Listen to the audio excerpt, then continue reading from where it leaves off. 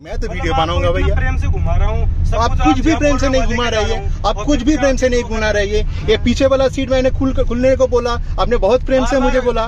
देखो condition area पे side में खुले आ नहीं सकते हम, क्योंकि कहाँ पर आपको बोला जहाँ पर आप पार्किंग किया, डेफिनेटली आप नहीं, अगर आप रोड साइड में खड़ा होगा तो आप नहीं आ सकते। हाँ, लेकिन आपने पार्किंग प्लेस पर खड़ा हुआ था। बोलिए पार्किंग प्लेस था क्या? नहीं था, पार्किंग प्लेस नहीं था वहाँ पे। वो पार्किंग नहीं था। आप जहाँ पर गाड़ी पार्किंग किया वो पार्किंग नहीं था। হ্যালো এভরিওয়ান, আমি শ্রীতমা আর অমিত।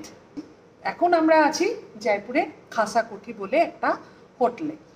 আজকে হচ্ছে 16th অক্টোবর 2024। এটা আমাদের সেকেন্ড জয়পুর ট্রিপ। আমরা ফার্স্ট এসেছিলাম অলমোস্ট 14-15 বছর আগে, 2010 এ এসেছিলাম। এতটাই আমাদের ভালো লেগেছিল, মেসমারাইজড হয়ে গেছিলাম জয়পুরের হসপিটালিটি, বিউটি, সেটা নিয়ে। তা আমাদের খুব ইচ্ছা হয়েছিল যে আমাদের মেয়েকেও জয়পুর ঘুরে দেখাবো, আর হয়তো পুরোটা না হলেও কিছুটা ফ্লেভার পাবে। যারা আমাদের চ্যানেল নিয়মিত ফলো করেন বা করো, তারা অলরেডি নিশ্চয়ই প্রচুর ভিডিও এই সিরিজে তো এসে ফেলেছো বা ফেলেছেন। অ্যাকচুয়ালি আমাদের এই যে সিরিজটা, সেটা পুরোপুরি সিরিজ বলতে এই যে ট্রিপটা, সেটা গোল্ডেন ট্রায়াঙ্গেল বলে এটাকে, যে দিল্লি, জয়পুর, আগ্রা। আমরা এটা কভার করছিলাম আমার বাবা মাকে নিয়ে এবং আমার মেয়েকে নিয়ে। আমের fort, Jaigarh fort, Nahargarh fort, এই তিনটে এক্সপ্লোর করবো। তার সাথে চৌকিধানি বলে একটা জায়গা আছে, যেখানে ওরা একটা আর্টিফিশিয়ালি গ্রাম বানিয়েছে, খাওয়া দাওয়া, রাজস্থানি খাওয়া দাওয়া, নাচ গান, এই সমস্ত আছে। পুরো ব্যাপারটা এক্সপ্লোর করবো, এটা প্ল্যান ছিল। তার জন্য আমাদের একটা গাড়ি দরকার ছিল। নর্মালি আমরা করি কি, হোটেলে থেকে গাড়ি বুক করি, আর অথবা আমরা লোকালি যখন যেভাবে ট্রাভেল করি, কারোর সাথে যদি কানেক্ট হয়ে যায়, তখন তার কাছ থেকে আমরা গাড়ি সার্ভিস নিয়ে নিই। তা আমরা এবারে যেটা করেছিলাম, যেহেতু আমাদের হোটেলটা স্টেশনের খুব কাছে, প্রায় 5 মিনিট ওয়াকিং ডিস্টেন্স বলবো না, 650 মিটার। সেই জন্য আমরা আসার সময় অটো করেই আমরা স্টেশন থেকে চলে এসেছি হোটেলে। সেই জন্য সেভাবে কোনো ক্যাব ড্রাইভারের সাথে আমাদের কন্ট্যাক্ট হয়নি। যে আমরা যেটা করেছিলাম, গোজো ক্যাবস বলে একটা অনলাইন পোর্টাল আছে, অনলাইন অ্যাপ আছে। আমরা বহুদিন আগে 2019-20 আমরা একবার সিকিম গেছিলাম, তখন আমরা এই গোজো থেকে ক্যাব সার্ভিস নিয়েছিলাম। আমরা সিকিমে গেছিলাম, হ্যাঁ নিয়েছিলাম। তখন আমাদের কিন্তু ব্যাপারটা খুব রিজনেবল প্রাইসে মনে হয়েছিল আর কি। সেই জন্য আমাদের মনে হলো ঠিক আছে, একবার ট্রাই করে দেখি। আমি এদের অ্যাপটা ডাউনলোড করে কার বুকিং করি, এবং খুব সুন্দর সিস্টেম। সকালবেলা, রাত্রিবেলা বললো যে কাল সকালের মধ্যে আপনি প্রাইভেট ডিটেলস শেয়ার করা হবে। আমরা 12 ঘন্টার জন্য ক্যাবটা বুক করি। সেটা 12 ঘন্টা 120 কিলোমিটার। আমাদের টোটাল চার্জ নিয়েছিল 3230 টাকা। এবার তার মধ্যে 50% আমাদের অ্যাডভান্স পেমেন্ট করতে হয়। আর এটা আমরা যেহেতু 5 জন ছিলাম, আমাদের একটা আর্টিকা গাড়ি সিলেক্ট করেছিলাম। ওখানে এসইউভি, এটা ইকোনমিক ক্লাসে সিলেক্ট করেছিলাম। আরও এসইউভি অন্যান্য ক্লাসেও আছে, সেই জন্য প্রাইসটা একটু বেশি হবে, ওদের 400-500 টাকা এক্সট্রা পড়ে যাবে। আমাদের মনে হচ্ছে আমরা খুব বেশি একসঙ্গে ট্রাভেল করবো না, এই গাড়িটা আমাদের জন্য, এই টাইপের গাড়ি আমাদের জন্য ঠিকঠাকই মনে হলো আর কি। তারপরে যেটা হয়, তারপরে ঘটনাটা বল। এবার ঘটনাটা হলো, সকালবেলা যখন আমরা বেরোই, তখন সামনে সিটে অমিত বসেছিল, মাঝখানে হলো বাবা, মা আর আমার মেয়ে বসেছিল, আয়ুশ্রী বসেছিল, আর আমি একেবারে লাস্টের সিটে আমি একা বসেছিলাম। এবার রোদ লাগছে, আয়ুশ্রী একটু শরীরটা খারাপ ছিল বলে আমি বলি যে একটা শিলটা দিয়ে দিতে, যাতে রোদটা না লাগে। তো তখনই বললো যে না ম্যাডাম, দেওয়া যাবে না। তো তারপরে যাই হোক, আমার একটু খারাপ লাগলেও ঠিক আছে, মেনে নিলাম, আর কি আর করা যাবে। আমি ভাবলাম হয়তো নেই ওনার কাছে জিনিসটা। তারপরে যখন এবার নাহারগড় ফোর্ট, যখন আমরা ওঠা শুরু করলাম, জয়গড় আর নাহারগড় এটা দুটোই মোটামুটি কাছাকাছি ফোর্ট দুটো। এবার যখন আমরা ওঠা শুরু করলাম, তখন হঠাৎ করে এসিটা বন্ধ করে দিল। তো এসিটা বন্ধ করার ফলে আমরা বললাম যে আচ্ছা এসিটা বন্ধ করলেন কেন? বললো না, এরকম ওপরে উঠতে গেলে আমাদের ইঞ্জিনের ওপর প্রেশার হয়, সেই জন্য আমার এসিটা বন্ধ করে দিতে হবে। আমরা তখন আর কিছু বলিনি। আচ্ছা তাহলে হয়তো হতেও পারে, এটা আমরা জানি। হ্যাঁ, আর আমরা ফলো করছিলাম, আমাদের আশেপাশে যে সমস্ত গাড়ি আসছে যাচ্ছে সবাই কিন্তু এসি অন করে যাচ্ছে। আর যথেষ্ট গরম ছিল, এটা অক্টোবর মাস, এটা ডিসেম্বর মাস নয়। গরমের থেকে এখানকার গরমটা খুব ড্রাই। এবার প্রচন্ড মানে এটা খুব ছোট ব্যাপার, আমরা যেটা নিয়ে কথা বলছি এটা খুব, তার মধ্যে এটা খুব ছোট ব্যাপার। এবার আমার শ্বশুর মশাই ভীষণ অস্বস্তি হচ্ছে, কারণ হি 76 আর তার দুটো স্টেন বসেছে হার্টে, ঠিক আছে। মারও নেহাত বয়সটা কম নয়, 67। তো এবার সেই জন্য কি হলো, আমরা গেছি, আমরা জায়গর ফোর্টের পার্কিংয়ে প্রথমে দাঁড় করিয়েছে। তো সেখানে নামার পরে এবার আমি পেছনে ছিলাম, তো অমিত সিটটা খুলে আমাকে নামিয়ে নিল, তো আমি নেমে গেছি।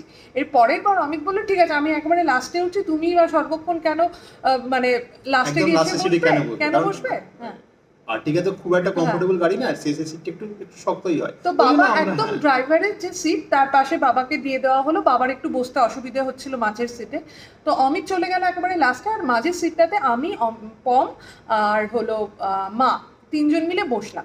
এবার যে সিটটা বেন্ড করার ব্যাপার ছিল, জায়গর ফোর্টের আর একটা জায়গায় জায়গার প্যালেস আছে যেখানে হলো মিউজিয়াম আছে, সেই জায়গাটায় যখন গেলাম পার্কিং এরিয়া, একেবারে পার্কিং এরিয়া মানে বোঝাই যায় সেখানে কোনো তো ঢাল ঢাল কিছু থাকে না।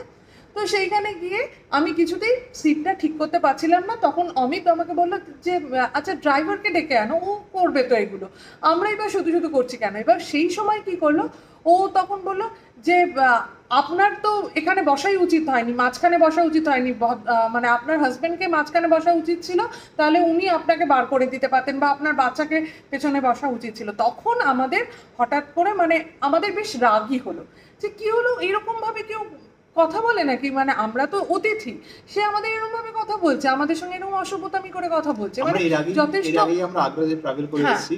আগ্রাতে একজন ড্রাইভারের সঙ্গে এমন নয় তো ড্রাইভার দাদা বা ভাইদের সঙ্গে হ্যাঁ, যখনই নিশ্চয়ই। কন্ট্যাক্ট হয়, এমন নয় তো যে 10 দিন আগে থেকে কন্ট্যাক্ট হয়, হ্যাঁ। সেদিকে সকালবেলায় কন্ট্যাক্ট হয়।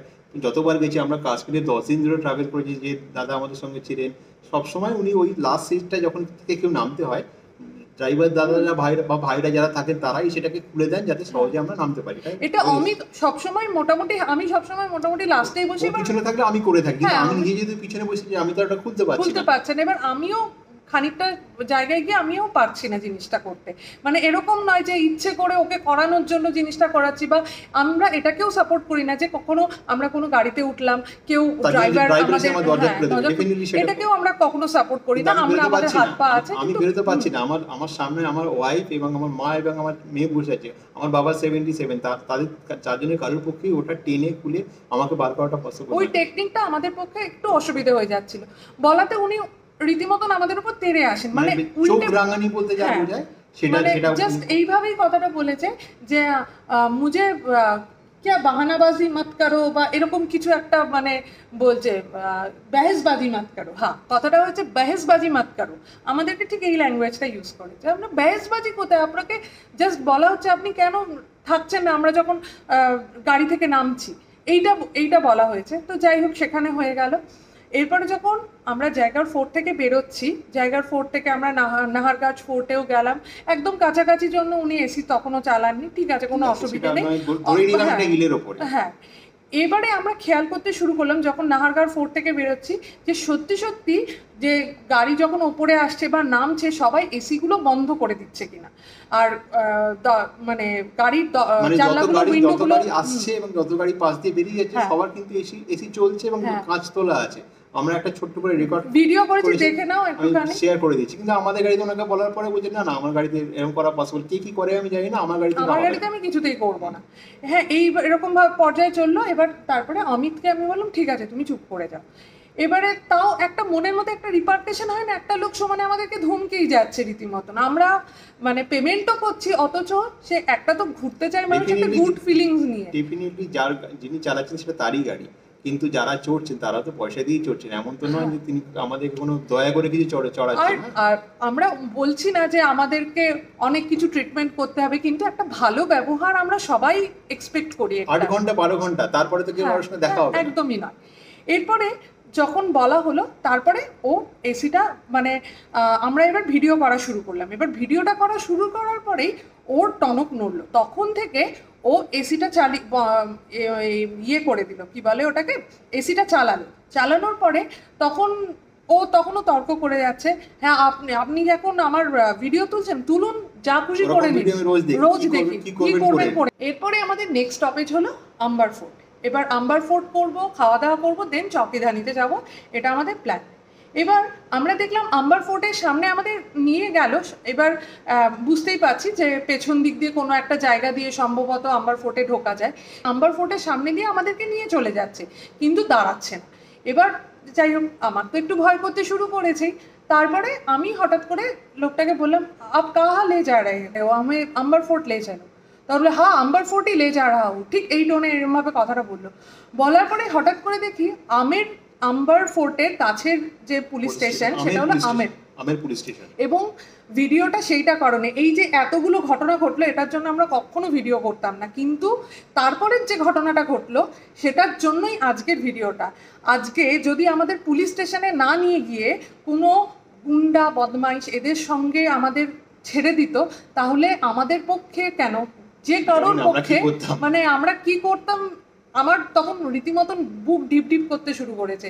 মানে যে কি হতো আমি সত্যি এখনো মানে ইমাজিনই করতে পারছি না যে কি হবে। তো যাই হোক আমাদের পুলিশ স্টেশনে নিয়ে গেছে, পুলিশ স্টেশনে নিয়ে যাওয়ার পরে পুলিশকে গিয়ে দেখলাম ও স্টেশন থেকে নেমে কি একটা বলছে। এবার অমিত দেখলাম খুব কুল, কিন্তু আমার কিন্তু রীতিমতন ভয় লাগা শুরু করে দিয়েছে। দেন আমরা ঠিক করলাম ঠিক আছে যা ঘটেছে আমরা সব বলবো। এবার পুলিশ স্টেশনে গিয়ে পুলিশের সঙ্গে, এবার দুজন পুলিশ এলেন এবং তারা আমাদের সঙ্গে কথা বললেন, যা যা হয়েছে প্রত্যেকটা ঘটনায় ওনাদেরকে এক্সপ্লেন করে বললাম যে এরকম আমরা 15 বছর পরে এসেছি আর আমরা আপনাদের এত ভালো বিহেভিয়ার পেয়েছিলাম যে আমরা এবার আবার এসছি আমার বাচ্চাকে দেখানোর জন্য, কিন্তু এইরকম একটা জিনিস পাবো আমরা ভাবতে পারিনি।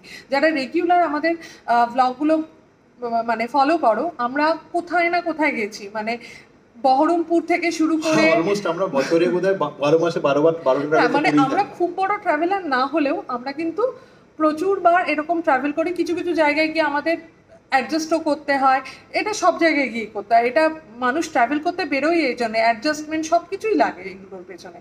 কিন্তু যাই হোক আমরা পুলিশকে বলাতে আমাদের পুলিশ, সত্যি কথা বলে রাজস্থান পুলিশ এত ভালো আমাদের সঙ্গে বিহেভ করে এবং পুরোটাই আমাদের পক্ষ নেয়। ওর হলো লাইসেন্সটার ছবি তুলে নেয় এবং আমাদের অমিতকে ফোন নাম্বারও দিয়ে দেয় যে কোনো রকম যদি ও কোনো বদমাইশি করে, কোনো গোলমাল করে। এবং এবার আমরা কোথায় যাচ্ছি, এখানে খাবার কোথায় ভালো পাওয়া যায়, লোকাল আমরা কি কিনবো, এগুলো তো আমরা ড্রাইভার দাদা বা ভাইদের সঙ্গে আমরা ট্রাভেল করি, তাদের কাছ থেকে তো আমরা এই ইনপুটস গুলো নিয়ে থাকি। আর ওনারা যা বলেন আমরা অনেক ক্ষেত্রে সেইগুলো কিন্তু মেনে চলার চেষ্টাও করি। আগ্রাতে গিয়ে আমাদের যে ড্রাইভার দাদা ছিলেন তাকে জিজ্ঞেস করছিলাম যে আমরা পেঠা নেবো, ও বললো যে দাদা পান ফ্লেভারের পেঠা নিন। সত্যি খেয়ে দেখলাম, বাকিগুলো টেস্ট করলাম খুব ভালো ছিল, এগুলো এক্সপেকটেশন থাকে। যাই হোক এইটা একটা বাজে এক্সপেরিয়েন্স আমরা ফেস করলাম। তার থেকে বড় প্লাস এটার সাথে আরো একটা ব্যাপার যেটার জন্য ভিডিওটা করা, প্রথম কথা পুলিশে নিয়ে গেলাম, এর মাঝখানে কিন্তু আমি গোজো ক্যাবস যেটা তাদের কাস্টমার সার্ভিসের সঙ্গে বারবার কন্ট্যাক্ট করে যাচ্ছি। আমি যখন ক্যাবটা বুক করি তখন ওদের একজন রিপ্রেজেন্টেটিভ আমাকে হোয়াটসঅ্যাপে মেসেজ করে যে সঞ্জয় বা কিছু, আমি চ্যাট হিস্ট্রিটা পুরো আমি এখানে দিয়ে দিচ্ছি যে কোন কি হেল্প কোনো দরকার হবে কিনা। আমি তাদের সঙ্গে রেগুলার কানেক্ট করে যাচ্ছি, আপ টু ডেট দিয়ে যাচ্ছি পরপর কী হতে চলেছে না হতে চলেছে। সে বলছে হ্যাঁ আমি টিকিট রেস করেছি, আপনাদের কল ব্যাক করবেন। আমি পুরো ট্রিপ শেষ হয়ে গেছে, এখন প্রায় রাত্রি 9টা বাজতে চলেছে, আমাদের বেসিক্যালি 9টাতে শেষ হওয়ার কথা ছিল। আমরা ভয় পেয়ে ট্রিপটাকে 7টার মধ্যে ক্লোজ করালাম আর কি। আর এখনো পর্যন্ত কিন্তু গোজো ক্যাব থেকে কোনো রকম সাপোর্ট আমরা পেলাম না। এবার হচ্ছে কোনো একটা অ্যাপ সার্ভিস থেকে যদি গাড়ি বুক করে যদি কেউ কোনো রকম এরকম কোনো বিপদে পড়ে এবং সেই অ্যাপ সার্ভিস যদি তাদের বিন্দুমাত্র হেল্প না করে তাহলে তো আর এবার কিন্তু যখন আমরা আমের ফোর্ট থেকে বেরিয়ে ওকে বললাম যে আমরা চৌকিদানি করবো না, চলো ভাই অনেক হয়েছে এবার বাড়ি চলো, তো তখন ও কিন্তু আমাদের সঙ্গে খুবই ভালো ব্যবহার পুরো 180 ডিগ্রি ঘুরিয়ে কথা বলল একদম। মানে তখন বললো আসলে আমি ভীষণ পারেশান হয়ে আছি, কারণ আমার হলো কালকে আমার ফোনটা হারিয়ে গেছে। দেখুন এটা ভালো মানে ঠিক কি ভুল আমরা সত্যিই জানি না, হতে পারে মানুষের অনেক প্রবলেম থাকতে পারে, হতে পারে, কিন্তু পুলিশের কাছে নিয়ে গেছে। মানে ভাবা যায় এটা পুলিশের কাছে না নিয়ে গিয়ে আমরা মানে আমাদের অন্য কোনো জায়গায়ও নিয়ে যেতে পারতো এবং যেটা ভীষণ হার্মফুল হতে পারতো। আমার মেয়ে, আমার শ্বশুর শাশুড়ি, বয়স্ক দুটো মানুষ, আমরা মেয়েরা বেশিরভাগই আমরা ট্রিপে মেয়েরা, মানে একটা ভয়ের দিন কাটলো। যাই হোক আমরা শেয়ার করলাম, এর বেশি ইমোশনাল হওয়ার দরকার নেই। আর আমরা এই ভিডিওটার নিয়ে অন্য কোনো ভিডিও খারাপ করতে চাই না, শুধুমাত্র এই ভিডিওটা মানে এই ওখানে দেখবেন বলা থাকবে যে এটা নিয়ে একটা বিশাল ঘটনা ঘটেছে, সেটা তোমাদের সঙ্গে পরে শেয়ার করব, এরকম কিছু একটা বলা আছে ওখানে। তো ওখানে আর আমরা এই ভিডিওগুলো নষ্ট করিনি, তো সেই জন্য কানেক্টেড এই ভিডিওটা দিয়ে দিলাম। আর ওই দিনকার ভিডিওগুলো আগে পোস্ট হয়ে গেছে, একবার দেখে নিও, তাহলেই তোমরা সব কিছু বুঝতে পারবে। আর কিছু কিছু টুকরো ভিডিও করা হয়েছিল, আমরা ভয়ও পেয়েছিলাম, কিছু ভিডিও আমি করেছি, কিছু ভিডিও আয়ুশ্রী করেছে, তো সব কিছু মিলিয়ে এই হলো ব্যাপার। যদি এরকম গোজো অ্যাপ টাইপের কোনো গোজো অ্যাপের থেকে যদি কখনো গাড়ি বুক করতে চাও বা চান, সাবধানে করবেন, কারণ আমার এক্সপিরিয়েন্স কটা ভালো নয়। মানে অনলাইন ব্যাপারটা এতটাও ভালো ব্যাপার নয় যতটা আমরা সহজ ভাবি আর কি। কিছু কিছু জিনিসে বোধহয় লোকাল লোকের উপর ডিপেন্ড করাটাই বোধহয় আমরা তো better। ক্লুকের মাধ্যমে পুরো ঘুরে এলাম, আমরা পুরো থাইল্যান্ড ঘুরে এলাম, ইন্দোনেশিয়া ঘুরে এলাম, একদম। ক্লুকে অ্যাপের থ্রু দিয়ে সবকিছু গাড়ি বুক করে, কখনো এরকম ফেস করিনি। আমার দেশেই এরকম, আমরা পোড়া কপাল আর কি। আমাদের এমন দেশ, আমাদের অতিথি দেবো ভব বলে আমরা চারিদিকে প্রচার করে বেড়াই, তার নমুনা পাচ্ছি আমরা। তাই ঠিক আছে, আর সবাই ভিডিওটা ভালো বড় থাকবেন। করলাম না, অনেকটা বড় হয়ে গেছে। সবাই ভালো থাকবেন, সুস্থ থাকবেন, আর আমাদের সঙ্গে জুড়ে থাকুন। আপনাদের যদি এরকম কোনো এক্সপিরিয়েন্স হয় প্লিজ আমাদেরকে জানাবেন, কারণ তাহলে আমরা সবাই একটু সাবধান সতর্ক সেই ব্যাপারটাতে হয়ে যাব। আরেকটা শেষ করার আগে, ভিডিওটায় বোধহয় অনেক কিছু নেগেটিভ ভাইবস দেওয়া হয়ে গেল আর কি। Sorry for that. আমরা এরকম নেগেটিভ ভিডিও করি না, কিন্তু করতে যে চাইবো কোনো না।